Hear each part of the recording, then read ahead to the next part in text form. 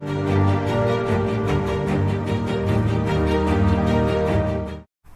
Traders, मैं हूँ प्रशांत। आज हम लोग फिर से एक नए स्टॉक का प्राइस एक्शन एनालिसिस करेंगे। स्टॉक का नाम है जीएमएम फॉडलर। तो चलो देखते हैं इसका प्राइस एक्शन। यहाँ पर मैंने डेली टाइम फ्रेम ओपन किया हुआ है। डेली टाइम फ्रेम में मुझे कुछ भी सिग्नल्स नहीं दिखाई दे रहे, तो हम लोग छोटे टाइम फ्रेम में चले जाएंगे और कुछ अपॉर्चुनिटीज़ मिल रही है या नहीं वो देखेंगे। तो मैं यहाँ पर 30 मिनट्स टाइम फ्रेम में चले जाता हूँ।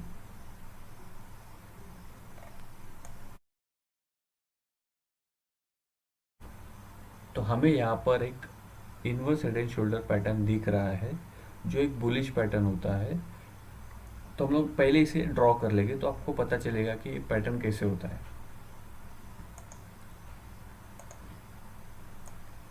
ये है उसका लेफ्ट शोल्डर,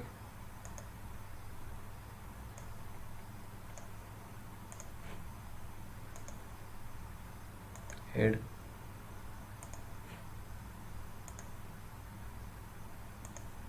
और ये राइट शोल्डर।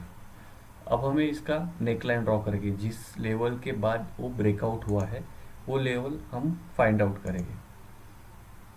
तो वो लेवल ये है, नियर अबाउट 4700।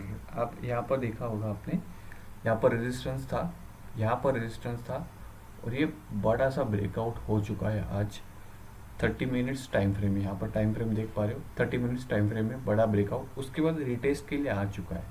तो यहाँ पर जैसे कि आपने प्राइस एक्शन में देखा होगा, प्रीवियस रेजिस्टेंस जो होता है वो ब्रेकआउट के बाद एक सप्लाई डिमांड की तरह काम करेगा, आपका बाइंग जोन की तरह काम करेगा। तो यहाँ पर एक अपॉर्चुनिटी है बाइंग की। तो बाइंग अपॉर्चुनिटी कहाँ पर है? 4700 लेवल से लेके 4720, ये हमारा बाइंग लेवल हुआ। ये क्लियर हमें एक बाइंग लेवल मिल चुका है। एग्जैक्टली लॉजिकल बाइंग यहाँ पर ही होगी। ठीक है, तो अभी हम लोगों को स्टॉप लॉस कैसे फाइंड करना है? स्टॉप लॉस कितना है? सिर्फ 2%। मतलब इस लेवल के नीचे 4600 लेवल जैसे ब्रेक होगा तो ये हमारा पूरा पैटर्न इनवैलिड हो जाएगा। तो हमारा एंट्री मिल गई हमें 4700, एकदम सिंपल तरीके से 4700 टू 4720। यहाँ पर कहीं पर भी आसपास हमें फ्लैट ओपन होते हुए ये स्टॉक मिलेगा तो हम लोग इसको बाय करेंगे। हमारा स्टॉप लॉस ये रिसेंट स्विंग लो होगा जो 4600 है, उसके नीचे सिर्फ 2% का रिस्क। रिवॉर्ड क्या होगा? ये जो हेड है यहाँ पर हम लोग इसको प्लॉट कर देंगे तो 3.5% हमारा टारगेट होगा, जो कि आता है 4870 रुपीज़। तो एकदम बेसिक कॉन्सेप्ट हम लोग अप्लाई करेंगे। कोई एक्स्ट्रा लॉजिक लगाने की ज़रूरत नहीं, एकदम सिंपल लॉजिक लगाना है, कोई कंफ्यूज होने की ज़रूरत नहीं है। डिमांड जोन पता चल गया, स्टॉप लॉस पता चल गया, टारगेट पता चल, दैट्स इट। ट्रेड हमारा ये ऐसे ही प्लान होगा, ऐसे ही प्लान करना है। अब और एक कंफर्मेशन हम लोग देखेंगे, इसका वॉल्यूम चेक करके ब्रेकआउट में वॉल्यूम है या नहीं। तो अभी अगर मैं देखूँ तो देखो, इस कैंडल को आप देख लो और ये वॉल्यूम देखो, और स्टॉक जब गिर रहा है तो वॉल्यूम नहीं है। इसका मतलब हम लोग एंट्री कर सकते हैं। 90% चांसेस है कि ये स्टॉक ऊपर चले जाएगा, और ट्रेंड अप ट्रेंड में आपको स्टॉक्स बाय करने होते हैं।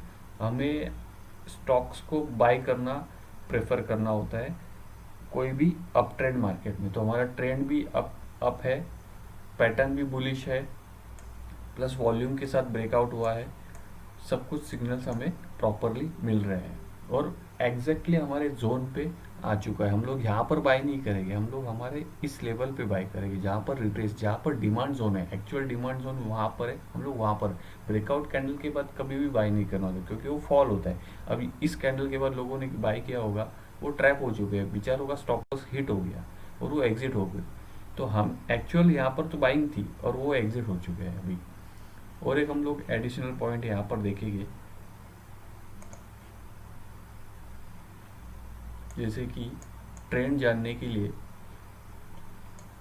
हम लोग एक ट्रेंड लाइन का सपोर्ट लेते हैं। पहले मैं ये वॉल्यूम ऑफ करता हूँ,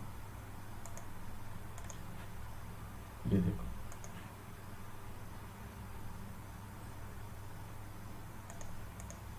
ट्रेंड लाइन भी हमें बता रही है कि ये ट्रेंड अप है, अप ट्रेंड में स्टॉक चल रहा है तो आपको बाई करना है, और ये एकदम बेस्ट अपॉर्चुनिटी है जहाँ पर आप बाई करोगे। वेरी सिंपल, एक सिंपल प्लान, एक सिंपल एनालिसिस और कुछ भी नहीं। स्टॉप लॉस हिट होता है, ठीक है चलेगा, 2% आपने लॉस दे दिया मार्केट को, लेकिन आपने लॉजिकल बाय किया है। आप ये समझो, मैंने पैटर्न को सही तरीके से फाइंड आउट किया है, मैंने बाइंग एग्जैक्ट लेवल पे की है, उसके बाद अगर स्टॉप लॉस हिट होता है तो वो आपकी गलती नहीं है। आपकी गलती तब होती है जब आप ऐसे कैंडल के ऊपर बाय करोगे और यहाँ पर आप एग्जिट लोगे, तो ये आपकी गलती है।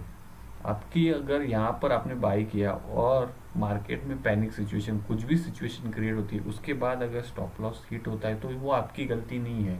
आप ऐसे ट्रेड मिलेंगे जहाँ पर पैटर्न फेल होते हैं, तो हमें ऐसे 10 में से 2 से 3 से 4 भी ट्रेड मिल सकते हैं जिसमें आपका पैटर्न फेल होगा, लेकिन जो 5 से 6 ट्रेड करोगे ना आप, तो उसमें आपका risk to reward ratio high होगा और आप हमेशा प्रॉफिट में ही रहोगे।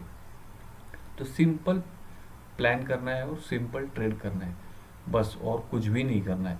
ये यही सिंपल फॉर्मूला आप हमेशा ध्यान रखो। ऐसे कुछ भी एनालिसिस और होगी तो मैं और शेयर करूँगा, ताकि आप उसमें से कुछ सीख सको और ऐसे ट्रेड कर सको। Thank you.